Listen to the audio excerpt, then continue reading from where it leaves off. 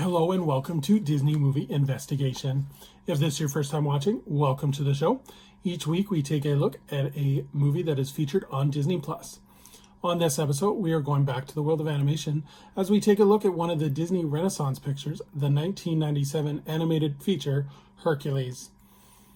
And if you are enjoying these videos, please do hit that subscribe button. That way you will never miss any one of our videos. But for now, sit back and enjoy this episode of Disney Movie Investigation. So like I said, today we are covering Hercules.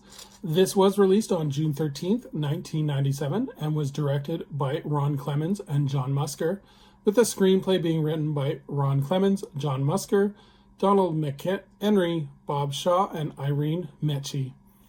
This was a Walt Disney feature animation production, and it had a budget of $85 million with a box office return of $252.7 million.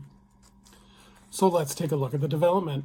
In 1992, Disney animators pitched ideas for upcoming Disney animated features.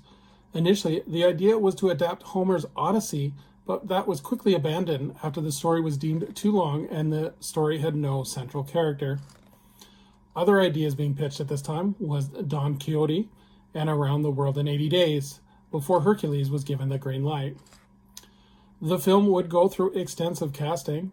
Donny Osmond auditioned for the role of Hercules, but it was determined that his voice was too low for the young Hercules. Musker and Clements wanted Danny DeVito to do the voice of Phil, but he initially passed. So they auditioned Ed Asner, Ernest Borgnine, and Dick Lasata, all before Musker and Clements finally took Danny DeVito out to lunch during when he was filming Matilda and convinced him to take the part.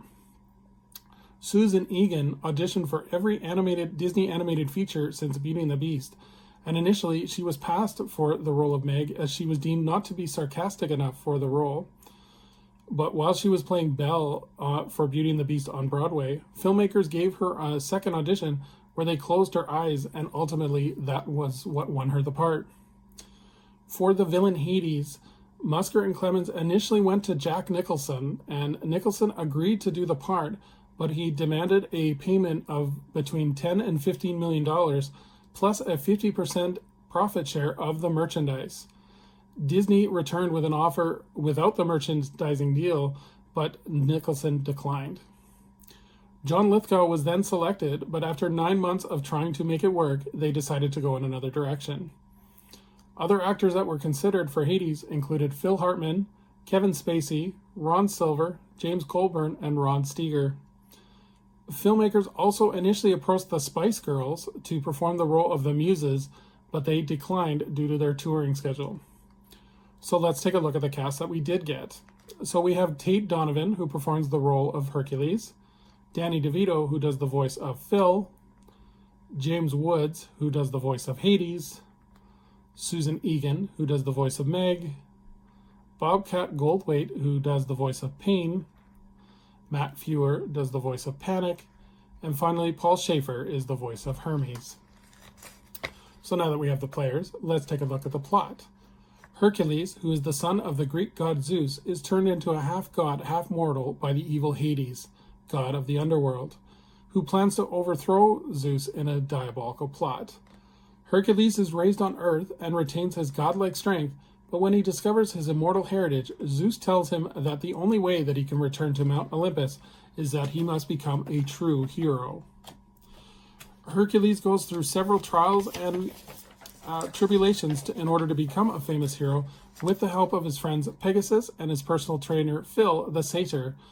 Hercules battles monsters, Hades, and the Titans, but it is his self-sacrifice to his love Meg which makes him a true hero. So this movie had an extensive marketing campaign. So on February 4th, 1997, Disney began the Disney Hercules Mega Mall Tour, sponsored by Chevy Venture.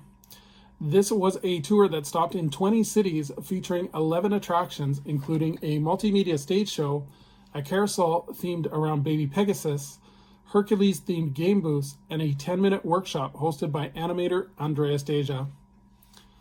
The premiere of the film was held in New York City, and it had a Main Street electrical parade in Times Square. The premiere of the film featured a Hercules-led performance, like I said, of the Main Street electrical parade that was broadcast live on the Disney Channel. And celebrities, each float would have a celebrity who would ride the float, and these included Barbara Walters, Andy Garcia, Harvey Keitel, and several Olympic athletes. The movie also had over 85 promotional tie-in products that included McDonald's, Mattel, Nestle, and Hallmark. A video game called Hercules Action Game was developed by Eurocom and was released for the PC and PlayStation systems. These characters would appear in different forms throughout the Disney history, as well as the characters Hercules would also be included in the Kingdom Hearts video game series. And Hercules was also the first Disney on Ice stage show to actually debut before the film officially premiered. A direct-to-video prequel was released on video called Hercules Zero to Hero, but this also doubled up as a pilot for Hercules the Animated Series, which would appear on Disney Channel and Family Channel in Canada. Hercules, Meg, and Hades also appeared in the House of Mouse TV series in various segments. One of them included Hercules with Donald training for the Olympics. Hercules, Meg, and Hades would also appear in the live-action television show Once Upon a Time in Season 5. And then Hercules, Phil, Hades, and Meg are all characters that would appear in the Disney parks for meet and greets. And then Hades was included in the Fantasmic live-action show in Disney's Hollywood Studios in Florida and in the Magic Kingdom in Anaheim. And then also Hades is often included in the Mickey's Not So Scary Halloween party, where he'll be part of the stage shows as well as he will appear for meet and greets. And then Hercules was also included in a Disney cruise line show where he was singing Zero to Hero in the Wishes stage show.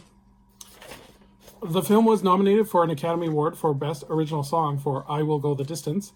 And then on February 6, 2019, it was announced that a stage adaptation of the film would debut in the Delacorte Theatre in Central Park as part of the annual Shakespeare in the Park Festival. And then finally, on April 29th, 2020, it was announced that a live-action remake is being developed by Walt Disney Pictures, with the songs being done by Alan Menken. So would I recommend this movie? I think this movie is amazing, and it's one of my favorite Disney animated films. I think this movie often gets overlooked because it was at the end of the Disney Renaissance, kind of at the end of this peak period for Disney animated films. I love the characters. They're both funny and endearing. Their designs are bright and colorful too, so they really stand out. Hades is a great villain. I like the humor along with being a threat to Hercules. And I think Jim Woods' performance is amazing. And it adds that contemporary humor, but also kind of remains within the time as well. I love the take on modern heroines with Meg.